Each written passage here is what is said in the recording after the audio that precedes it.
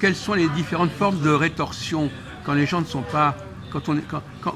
quelles sont les différentes... Quand quelqu'un a eu un comportement indésirable, qu'est-ce qu'on peut faire pour le lui faire comprendre, selon le milieu dans lequel on vit? Des punitions, hein, des amendes. Mais est-ce que les punitions sont les mêmes selon les milieux? Non. Il connaît rien. Alors quelle est la différence? Est-ce que dans un milieu de zonard, de banlieue, est-ce qu'on règle les problèmes de la même manière que dans un milieu plus bourgeois, etc.? Non, c'est différent. Alors quelle est la différence dans les deux cas? Comment est-ce qu'on fait ressentir à l'autre qu'il n'a pas eu le comportement approprié? On parle plus dans les milieux bourgeois que dans les milieux prolétaires, enfin les milieux dégénérés là, de banlieue. Là. On ne peut pas dire prolétaires, parce que chez les prolétaires, il n'y avait pas ça dans le temps. Des milieux ethniquement différents. Que je veux dire parler. Donc c'est une question de parler. Oui, chez nous, on règle plus par la discussion et par les remontrances, plus que par des sanctions physiques. D'accord. Mais... barbares en fait. Animales, oui. Comme le singe qui frappe. Oui. Mais quelles sont les autres façons? En dehors le fait de parler, est-ce qu'il y a un autre moyen de punir les gens plutôt que de parler avec eux?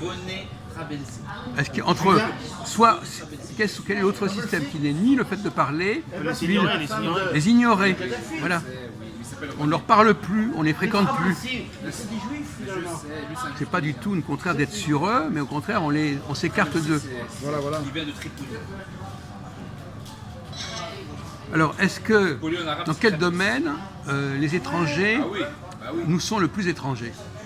Tu sais, mais on est aussi étrangers par rapport à eux, hein, c'est toujours réciproque. Dans quel domaine l'étrangeté est c'est toujours quelque part que c'est là que ça va coincer? Quel domaine d'expression où il y a souvent des conflits et des incompréhensions? Le comportement, Parce que les comportements, on a dit les comportements, mais peut-être qu'on ne les comprend pas, les comportements. C'est peut-être pas qu'ils sont mauvais en soi, mais on ne les comprend pas, on ne les aime pas. C'est pas parce qu'on les aime pas qu'ils n'existent pas. Les échanges intellectuels, c'est pas pareil, je crois. Ça dépend. Dans quel domaine, quand on est étranger, on risque de faire le plus d'erreurs au niveau d'une relation avec les gens? Dans la langue, la façon de parler.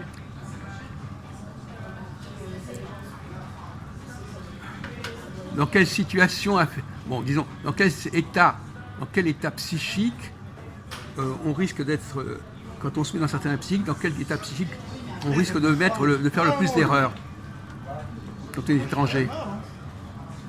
C'est-à-dire quels sont les domaines où c'est particulièrement codé l'état psychique? Et donc si vous changez de code... Les relations de travail, tout ça, non? Dans l'expression de vos sentiments, de vos affects.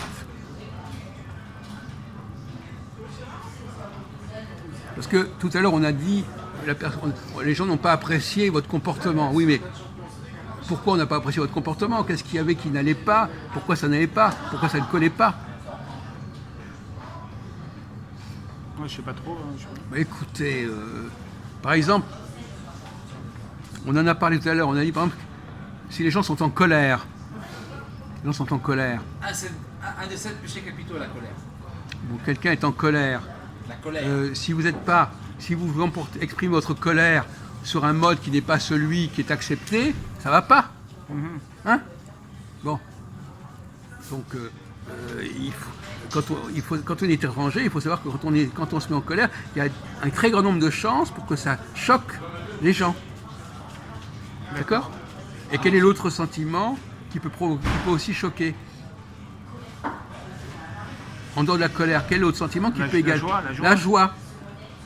Quand on exprime sa satisfaction selon un code qui n'est pas celui de la société en question, ça ne passe pas. Par exemple, il y a des Maghrébins ici qui, quand ils sont joyeux, eh ben, ça passe pas parce que leur mode de joie, il nous plaît pas, il nous intéresse pas.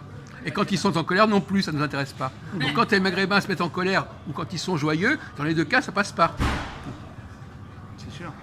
Parce que c'est pas notre façon à nous de nous mettre en colère ou de exprimer notre joie. Et le juif, quand il exprime sa joie, c'est comment?